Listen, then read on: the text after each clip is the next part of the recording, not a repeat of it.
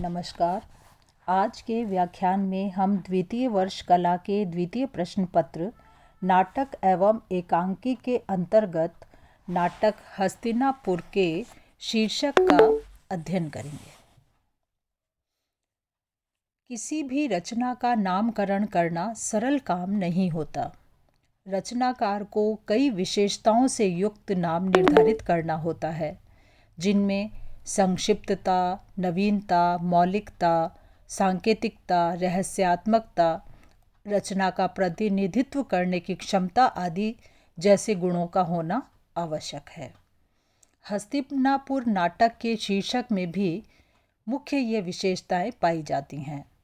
इसका रहस्य नाटक के अंत में खुलता है, जब शुभा कहती है कि मैं अब कुरु मुक्त हुए हस्तिनापुर में रहूंगी। इसकी बहुत समय से कामना थी। हस्तिनापुर नाटक महाभारत की कथा पर आधारित है। नाटक का प्रारंभ धृतराष्ट्र और गांधारी के वनगमन के निर्णय के वर्णन से हुआ है। पांडव हस्तिनापुर राज्य का शासन संभाल रहे हैं। नाटक में उत्तराधिकारी का जो वर्णन है वह हस्तिनापुर राज्य के लिए है।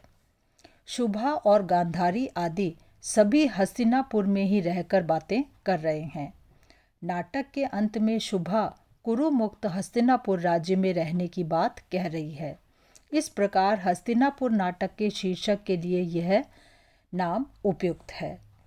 किसी भी नाटक आदि का शीर्षक नायक या नायिका जैसे पात्र के नाम पर भी रखा जाता है। वह किसी विशेष स्थान के नाम पर भी रख सकते हैं, जैसे साकेत, सोमनाथ, महालय आदि। वह किसी विशेष घटना के नाम पर भी रखा जा सकता है, जैसे गोदान, गबन, वैदेही वनवास आदि। वह रचना के उद्देश्य को ध्यान में रखकर भी रखा जा सकता है। वह बिल्कुल नयापन या चमत्कार दिखाने के लिए भी हो सकता है, जैसे जल टूटता हुआ, क्या भूलूं क्या याद करूं आदि। प्रस्तुत नाटक का शीर्षक स्थान के नाम पर रखा गया है। शीर्षक का यह आधार बहुत उचित प्रतीत होता है। धृतराष्ट्र और गांधारी जो हस्तिनापुर राज्य के मालिक रहे, वे उसे छोड़कर वनगमन के लिए तैयारी करते हैं। धृतराष्ट्र के भाई और सबसे प्रमुख परामर्शदाता विदुर उनका साथ निभाने जाने को हैं। इतना ही नहीं, पूरा कुरुवंश उनके साथ जाने को तैयार है। उनके मन में हस्तिनापुर छोड़ने की कैसी अनुभूति हुई होगी, उसका तो अनुमान ही लगाया जा सकता है। धृतराष्ट्र को एक निश्चित समय पर वनगमन के लिए एक बहाना भी मिल जाता है। अपने पुत्रों के प्रेत कर्म के लिए राजकोष से धन मांगे जाने पर भीम धन देने से मना जो कर देते हैं।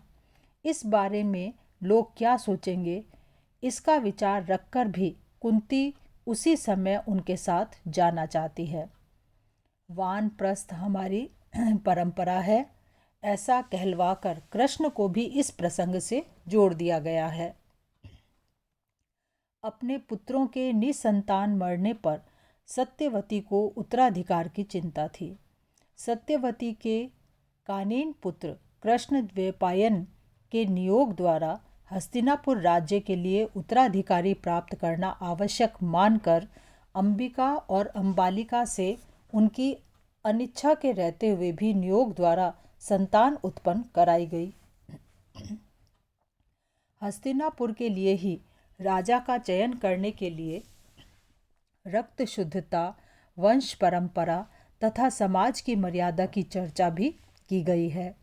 हस्तिनापुर के राजा रहे अपने पिता शांतनु के हित के लिए देवव्रत ने आजन्म ब्रह्मचारी रहने की कठोर प्रतिज्ञा की थी, जिसके कारण वे भीष्म कहलाए।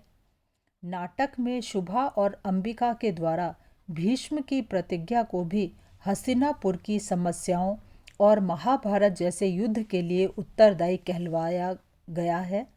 और अंत में शुभा कुरुवंश से मुक्त हुए हस्तिनापुर में रहकर जिंदगी बिताने की कल्पना कर खुश होती है। यही सच्चे शीर्षक का रहस्य यहाँ खुलता है। इस वर्णन से स्पष्ट है कि हस्तिनापुर शीर्षक प्रस्तुत नाटक के लिए सर्वथा उचित नाम है। धन्यवाद।